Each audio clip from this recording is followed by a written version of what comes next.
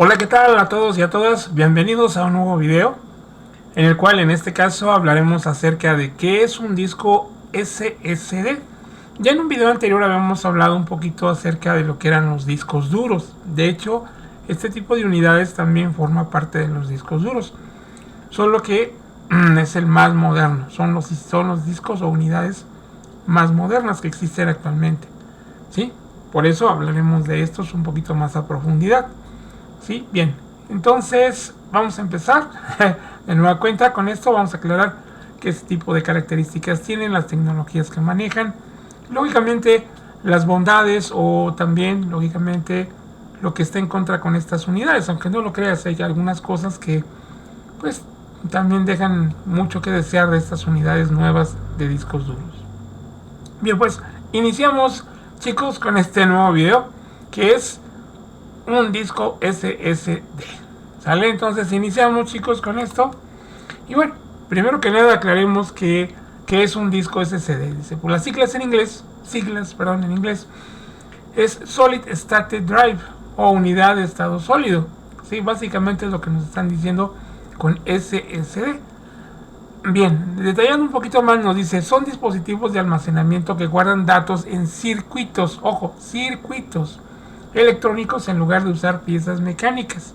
O sea que estos ya prácticamente son tarjetas, en realidad, este tipo de unidades. Dice, a diferencia de los discos duros antiguos, el hard disk o HDD o unidades de disco duro, dice, no tienen discos que giran ni sistemas mecánicos. O sea, no tienen ningún mecanismo, no tienen nada de motores, nada de eso. Todos son circuitos solamente. Dice, lo que hace que tus computadoras inicien más rápidamente, además de que te permiten abrir programas en pocos segundos. Bueno, esto nos da la ventaja en la actualidad de poder hacer que nuestras computadoras sean un poco más ágiles, un poco más rápidas. De hecho, en la actualidad muchas máquinas modernas, tanto ensambladas como de marca, optan por tener dos unidades instaladas en la computadora. Generalmente una unidad SSD y una unidad electromecánica de mayor capacidad, por ejemplo de 2 teras, 8 teras, y una unidad SSD casi exclusivo para el arranque del sistema y la instalación de paquetería.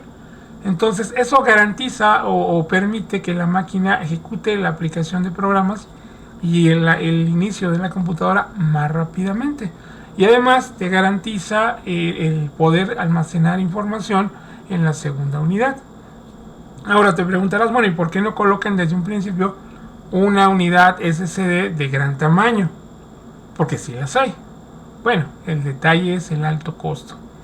Entre más grande este tipo de cantidad de espacio en estos discos, pues también su costo es mucho más alto, mucho más elevado, ¿sí? Afortunadamente con el paso del tiempo ha venido bajando ya el precio de estos productos. Claro, también ha ido mejorando sus tecnologías, es otra ventaja. Pero el inconveniente sigue siendo de que son más caros y por lo mismo se manejan cantidades pequeñas de espacio en estas unidades. La mayoría pues, empezaron con 240, 500, más o menos 500 gigas. Ajá, son con cantidades pequeñas, lamentablemente pequeñas, pero que aún así son suficientes para un sistema operativo, para la paquetería que vayas a cargar, y eso permite que se inicie la máquina rápidamente y que las aplicaciones las puedas abrir rápidamente. Es una de las ventajas de estas unidades. Ahora, ¿a qué se debe esto? Pues generalmente a la tecnología de circuitos que están manejando, que ya platicaremos un poquito más adelante en este video. Bien, ¿qué más hablamos de este tipo de unidades? Bueno, vamos a encontrar un detalle interesante.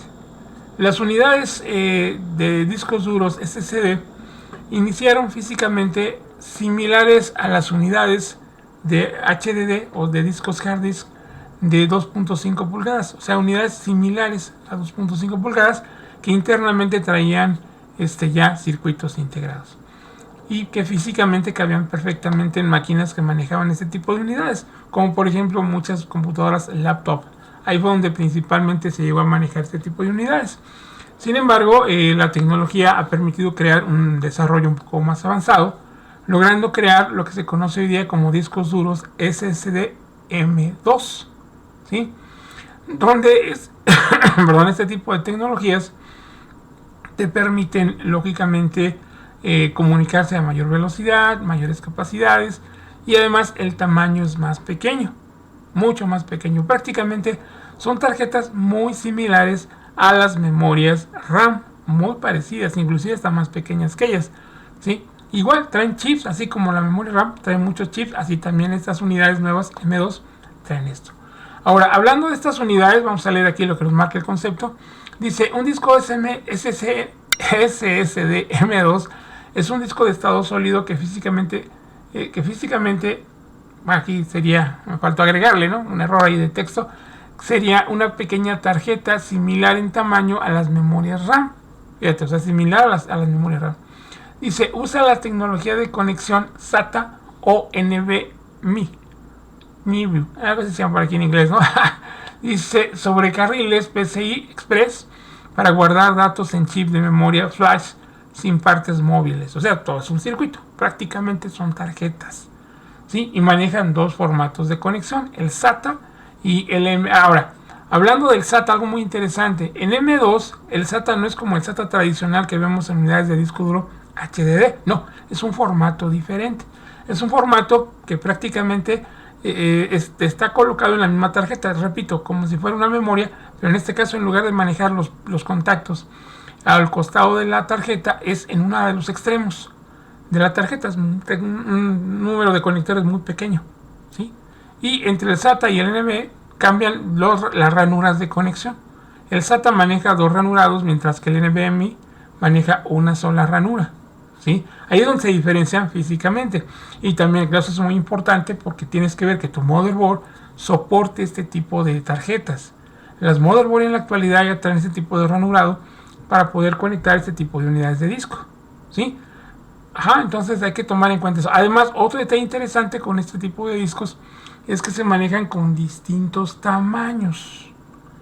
El ancho sigue siendo el mismo, 22 milímetros, pero el largo sí puede cambiar, 80, 60, 40, dependiendo el tipo de disco que estés manejando.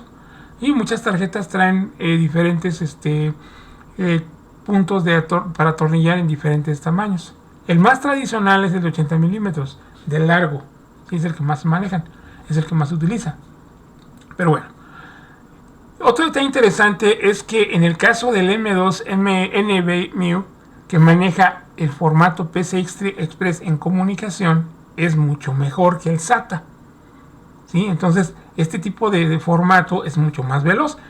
Sin embargo, los discos en precio prácticamente por ahí se van. Pero mucha gente desconoce que son más veloces en velocidad de comunicación, en velocidad de transferencia de datos entre el disco y la tarjeta, el NVMe o el NVIDIA MI, se le llama por ahí, ¿no?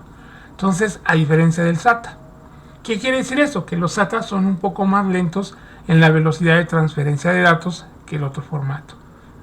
Pero claro, hay que verificar que tu tarjeta motherboard tenga ese formato para poder comprar discos de ese tipo. Si no, lamentablemente tienes que comprar del tipo SATA, ¿ok? Y ya dependiendo del disco, pues es el tamaño que tú vas a atornillar o colocar ahí. Pero ojo, hay que ver. Ahora, otra cosa que también tenemos para máquinas más viejas que no traen estos conectores es que existen adaptadores que puedes comprar. Hay adaptadores inclusive con el formato 2.5 pulgadas, muy parecido a los discos duros electromecánicos, que tienen ahí las conexiones para colocar las tarjetas de este tipo de discos y enchufarse en el conector SATA, como si fueran discos duros mecánicos. Entonces hay ese tipo de adaptadores. Inclusive hay otros adaptadores que en formato de tarjeta que traen para enchufar este tipo de discos y se insertan en el PCI Express 16X, que es donde van las tarjetas de video. Ahí se inserta, ¿ok? Entonces son algunos adaptadores y algunas opciones o soluciones para máquinas ya un poquito más viejas que ya no traen o no tienen este tipo de conectores modernos, ¿ok? Bueno, otro detalle interesante es el tipo de tecnología, ojo, el tipo de tecnología que manejan sus circuitos NAND, ¿sí? Este tipo de circuitos NAND son los circuitos de memoria que almacenan la información que estos discos duros manejan. Ahora, otro detalle también que te comento, que comenté al principio, de que muchos discos de este tipo eran pequeños se debe también mucho al tipo de tecnología, ya que las tecnologías iniciales, que fue la SLC, ¿sí? Esa tecnología tenía la capacidad de que por celda se manejaba un bit.